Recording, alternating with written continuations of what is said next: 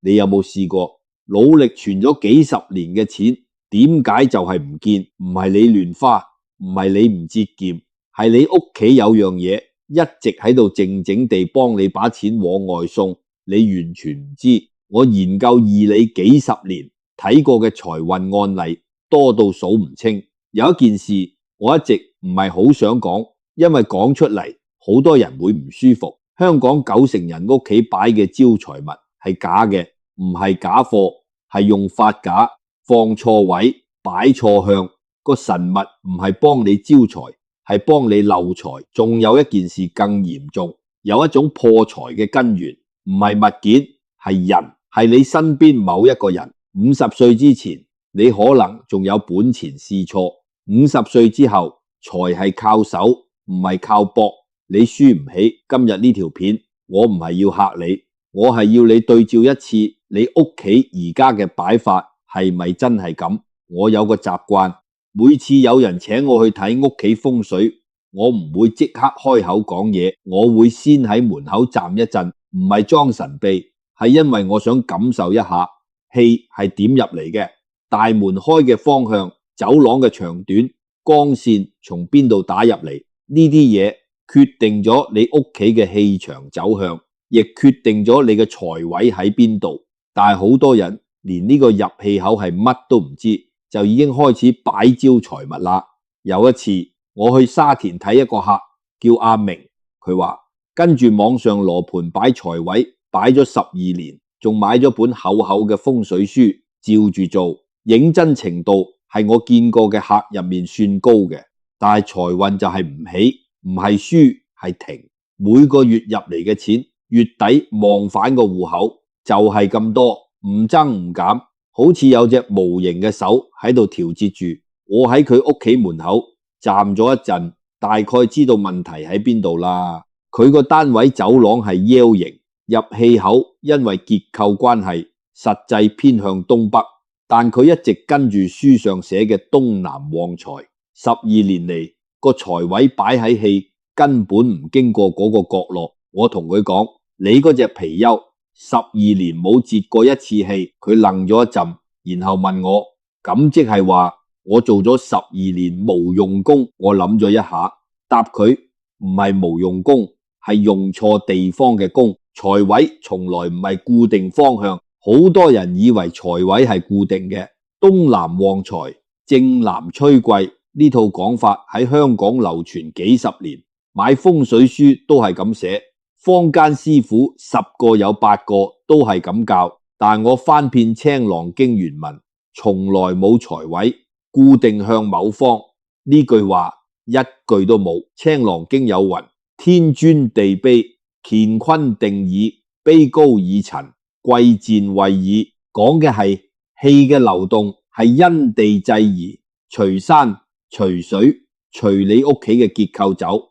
3000幾年前古人寫落嚟嘅唔係一個方向，係一套觀察嘅方法。財位係動態嘅，係你個單位嘅入氣口、走廊走向、門窗位置3樣嘢加埋先決定到嘅，唔係一本通書睇到老。劉伯溫同南京皇城，我想起劉伯溫明代替朱元璋勘察南京皇城選址嗰陣，佢做咗一件令當時好多師傅都唔明嘅決定，唔跟傳統坐北向南定財氣入口嘅方式，而係花咗幾個月研究玄武湖同中山之間嘅水氣走向，先慢慢確定真正嘅氣口方向。有人質疑佢話傳統向南係1000年定律，劉伯溫答：山水有形，形隨地變，唔可以用一本書管盡天下所有地。我每次想起呢句話，都覺得其實義理嘅核心從來唔係玄，係觀察，係你肯唔肯落心機去睇清楚你自己個屋，你自己個氣場係點嘅。財位錯係第一個問題，但財位方向對咗，招財物擺咗，財仍然係留唔住。呢個時候問題就唔係擺喺邊度嘅問題啦，係你擺嘅嗰樣嘢本身係招財定漏財都係個問題。貔貅、魚缸，香港最多人用嘅2樣，你用緊邊樣？你知唔知呢兩樣嘢用法差，一個細節，一樣聚財，一樣散財。我講一個故事，1980年代九龍城有間老茶樓，唔係大茶樓，就係街坊嗰種，幾十張台，早上賣點心，下午賣奶茶。東主係個做咗幾十年飲食嘅老行尊，個人唔迷信，但有個師傅係老街坊，有日順口建議佢收銀位右側擺個魚缸，話可以截住入門嘅財氣，令佢唔走。老東主半信半疑，擺咗之後10年，間茶樓旺得出奇，唔係因為魚缸，東主自己都係咁講，可能係個廚師好，可能係街坊捧場，可能係時代好景，但個魚缸就係咁喺度。後來裝修，師傅話格局要變，魚缸移去左側就係對面，隔條走廊嘅位置冇走遠，就係換咗個方向。3年之後，生意開始唔對路，老東主諗過好多原因，租金貴咗，街坊老咗，九龍城舊區式微，什麼都諗過，就係冇諗過係嗰個魚缸。我係幾十年後從一個認識老東主後人嘅朋友口中聽翻呢件事。老實講，我第一次聽到嘅時候唔敢即刻下定論，因為影響一間茶樓生意嘅因素多到數唔完，魚缸只係其中一個可能。但係後來我睇過太多類似嘅情況，同一個道理喺唔同嘅屋企、唔同嘅鋪位重複出現，我先慢慢信，唔係信神秘，係信背後嗰個邏輯。氣成風則散，界水則止。藏經有云：氣成風則散，界水則止。白話講就係氣係會走嘅，水係用嚟截住氣，令佢唔散嘅。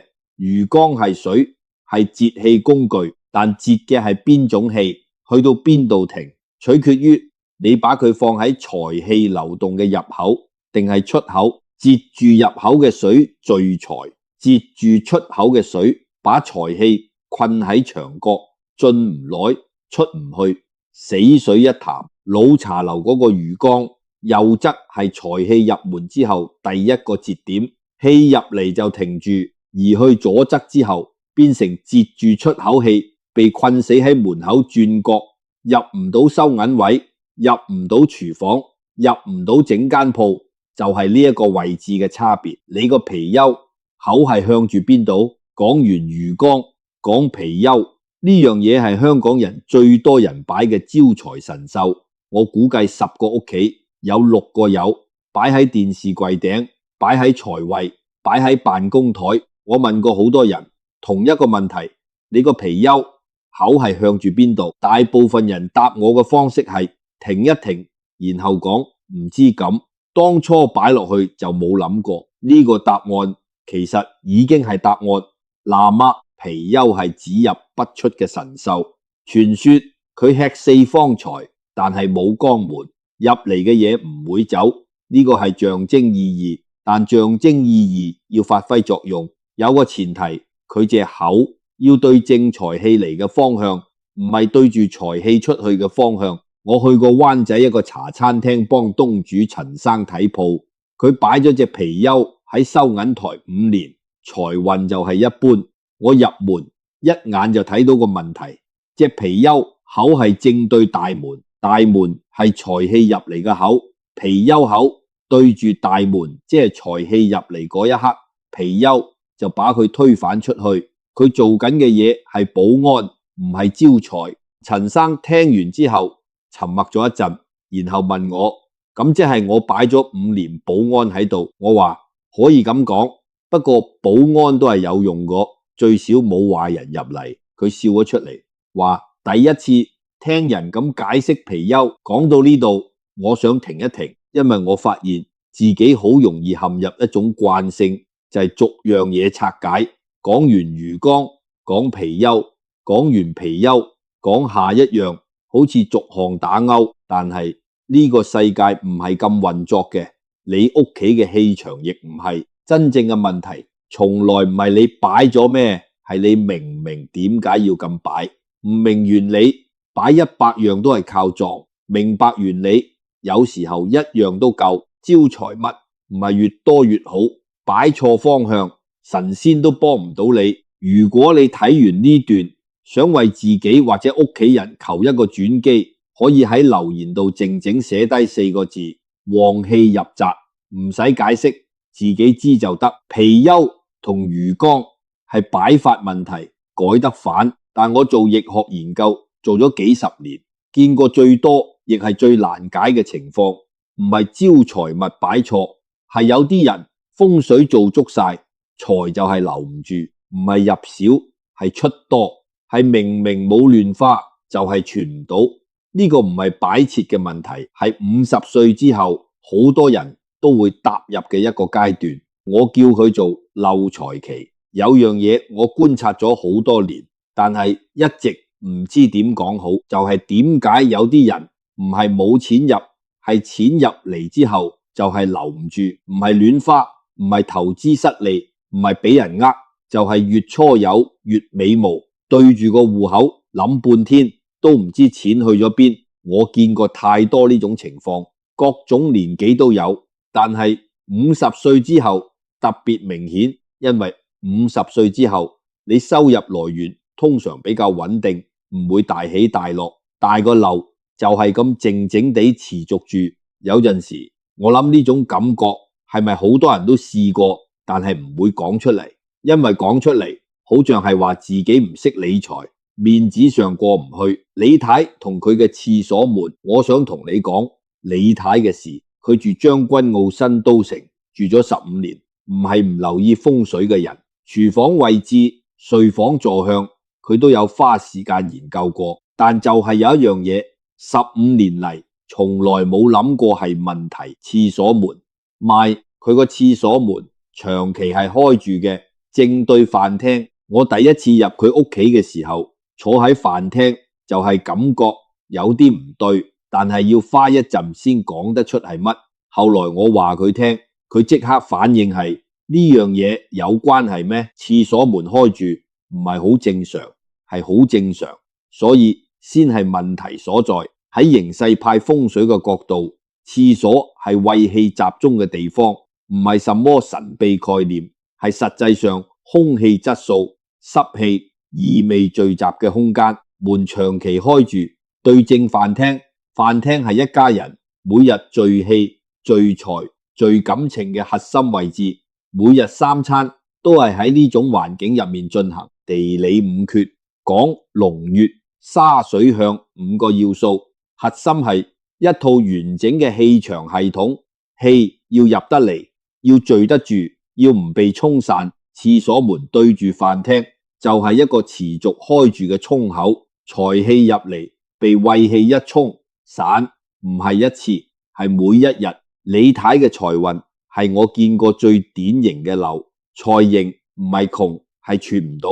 15年財來財去，個數字就係唔大。後來只係做咗一個改動，廁所門改成習慣關住，加多一塊門簾遮住，就係咁。2年後佢話俾我聽，感覺唔同咗。我問佢係咪財運明顯好咗，佢停咗一停，講唔知係咪財運，但係個感覺就係踏實咗。之前成日覺得好似有啲嘢揸唔住，而家冇咁強烈嗰種感覺。我覺得佢呢個答案比財運好咗好多，更真實。我自己都試過，其實我自己都有過呢種感覺。搬過屋之後，有段時間成日覺得心散，做嘢唔集中，諗嘢諗唔埋一齊。後來執屋執到發現，舊屋有個習慣，書房門係關住嘅。搬完新屋之後，書房冇門，完全開放，唔係風水問題，係環境改變咗我嘅狀態。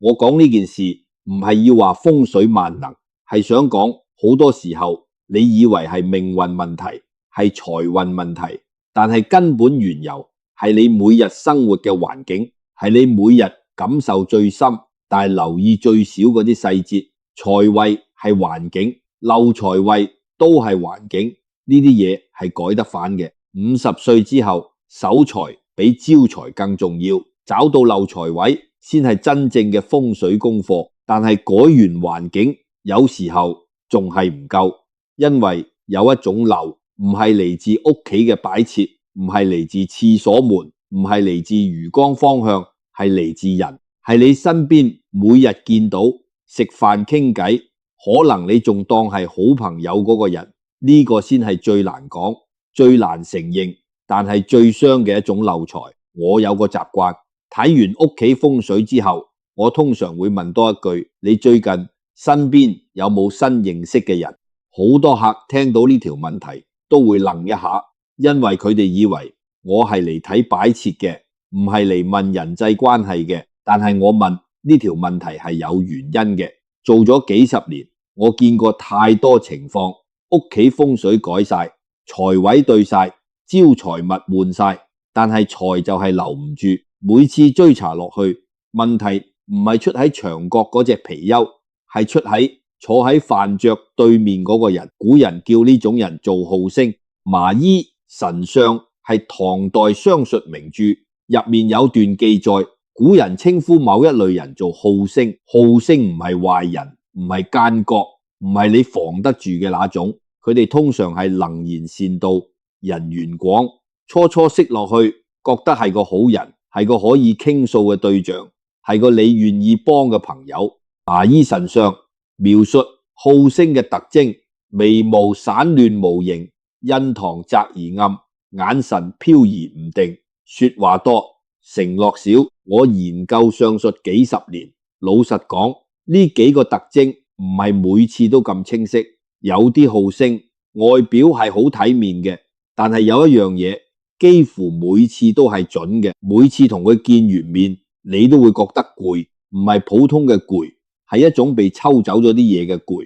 你坐低休息一陣都冇用，係個氣，係個勁，係某種你講唔出嚟嘅東西，就係唔見咗。阿強同佢嘅合夥人，我識個人叫阿強，荃灣做裝修生意，白手興家，係個肯捱嘅人。有年佢夥拍一個朋友開公司，對方係舊同學，能言善道，識得應酬，客人緣好，初初睇落係個理想拍檔。開業頭半年，阿強覺得好有衝勁，但係慢慢地佢發現一件事，公司每次到周轉關頭都係佢墊底，對方永遠有原因，等緊個數落，下個月客戶出糧先有錢，而家唔方便。但我記住你，阿強唔係傻，但係舊同學，唔好撕破面皮就咁撐咗3年。3年入面，阿強試過幾次想認真傾，每次傾完都係覺得係自己諗多咗，係自己唔夠義氣，係自己太計較。後來散伙唔係大吵大鬧，係自然散。對方躲咗新機會走咗。我問阿強，散伙之後係咪即刻財運好返？佢想咗一陣，話唔係即刻好，但係輕鬆咗，就係呼吸輕鬆咗，之後啲嘢慢慢順返。但係我唔知係咪同佢有關，定係時機剛好。我覺得阿強呢個答案係我聽過最誠實嘅答案。佢冇話散咗火之後即刻發達，佢只係話輕鬆咗，但係輕鬆咗有時已經係一切嘅開始。破壞從根基開始。易經剝卦有云：莫藏以足，滅精凶。白話講係破壞從根基開始，唔係從表面。你屋企嘅風水擺設係表面，係你看得見改得到嘅部分，但係身邊人嘅氣場係根基。佢哋每日同你共處、飲食、傾偈、分享情緒，佢哋帶嚟嘅嘢，你係不知不覺間接收嘅。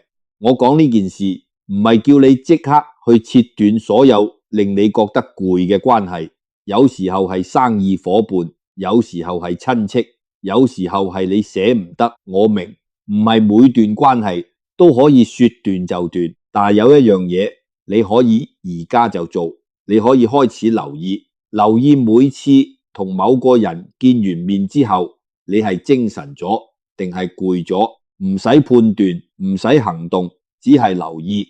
呢個留意嘅動作已經係保護自己嘅開始。最貴嘅破財位唔係喺屋企某個角落，係坐喺你對面食飯嗰個人。我有一個問題，唔係問大家，係問曾經有過呢種感覺嘅你有冇試過同某個人慢慢疏遠，或者斷咗聯絡之後，生活唔知點解就係順咗一啲，唔係大富大貴就係順咗。如果有，你自己心入面有數就得，唔使同我講，唔使同任何人解釋，想講出嚟嘅留言道歉，察覺完之後點？如果唔能夠離開，係咪就冇辦法？唔係，有兩樣嘢係我研究義理幾十年，自己用過，亦係我見過最多人用完之後話有感覺嘅方法，唔係貔貅，唔係魚缸，唔係任何你去廟街買得到嘅嘢，係兩樣你屋企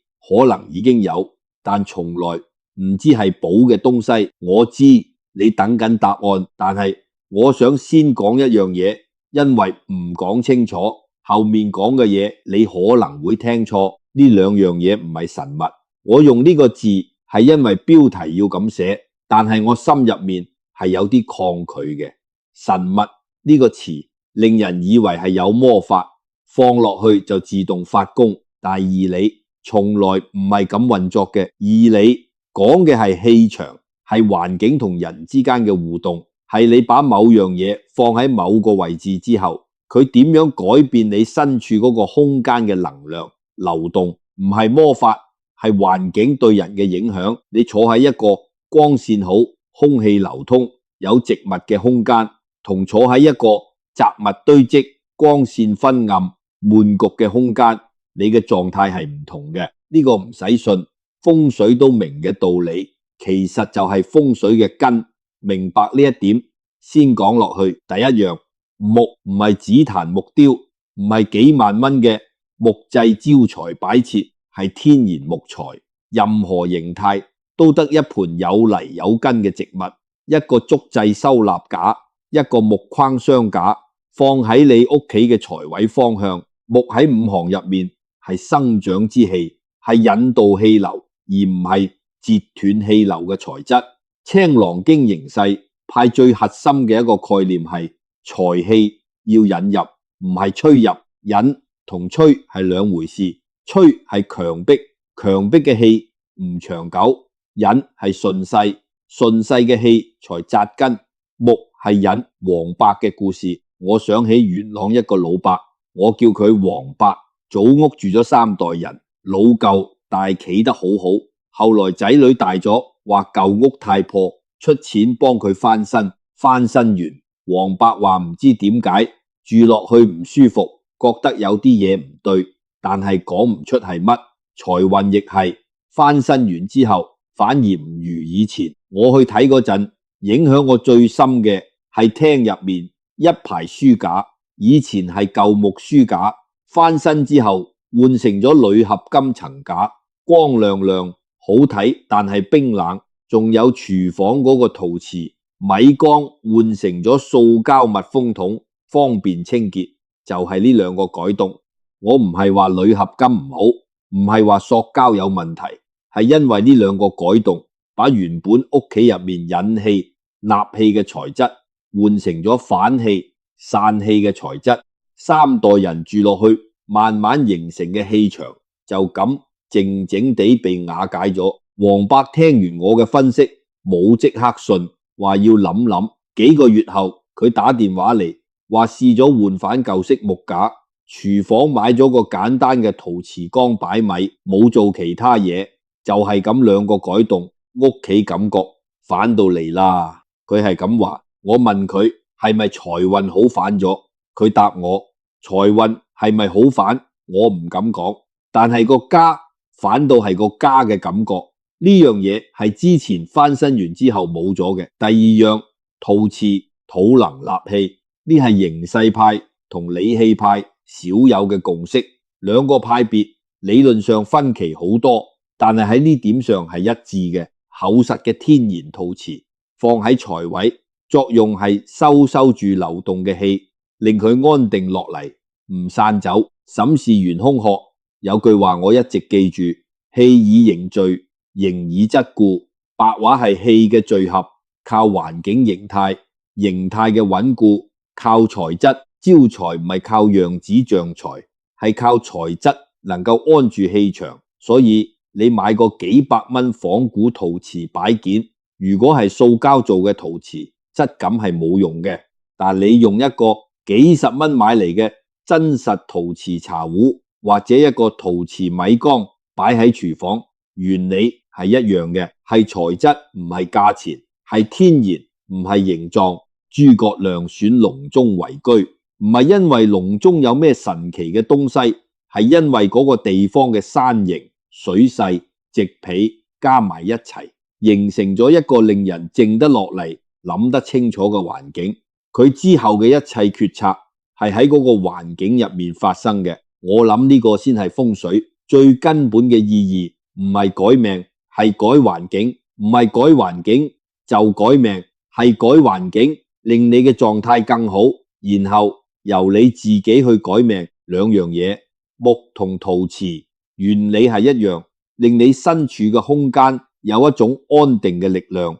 財氣聚唔聚得住係其次，你自己嘅狀態安不安定先係根本。如果你睇到呢度，心入面有啲嘢動咗一下，唔使急住去改，唔使急住去買嘢，有時候知道咗係點回事，本身就係一種力量。結尾，其實今日呢條片我本來唔打算講最後一件事，因為講出嚟好像有點掃興，但係諗來諗去，唔講又唔誠實。義理研究咗幾十年，我見過好多人因為改變咗風水佈局之後，生活真係好返咗，財運順咗，家宅和咗，人精神咗。我唔係嗰種會話風水係迷信嘅人，因為我親眼見過佢嘅作用，但係我亦見過另一種人，佢哋改晒風水，換晒擺設，請過好多師傅，花過好多錢，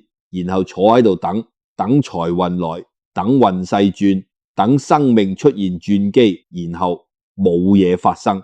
唔係風水唔靈，係佢哋以為改完環境嘢就會自己發生，但係風水從來唔係咁運作嘅。我有時諗，點解香港人咁信風水？唔係因為迷信，係因為香港人嘅生活太逼，太唔確定。你唔知明日份工係咪仲喺，唔知樓價幾時跌幾時升，唔知你咁努力係咪真係有回報。喺咁嘅處境底下，風水係一種我仲可以做啲嘢嘅感覺，呢種感覺係真實嘅，係珍貴嘅。但係做咗啲嘢，同等嘢發生係兩件事。風水改嘅係環境，環境影響嘅係你嘅狀態，你嘅狀態決定嘅係你嘅決定，你嘅決定先至係你命運嘅真正來源。係咁嘅一條鏈，唔係放個木係財位，錢就會嚟。我研究義理幾十年，越研究越覺得易經嘅易字係變異，係唔停改變。佢唔係一本教你坐定定等好運嘅書，係一本教你點樣在變化中找到自己位置，然後行動嘅書。財位係地圖，地圖係死嘅，點行係你。呢條片講完啦，你有冇對照過自己屋企？如果有發現啲嘢，留言度分享一下，我想知你見到咩？唔係叫你分享，係你肯講出嚟。有時對你自己嘅意義比對我更大。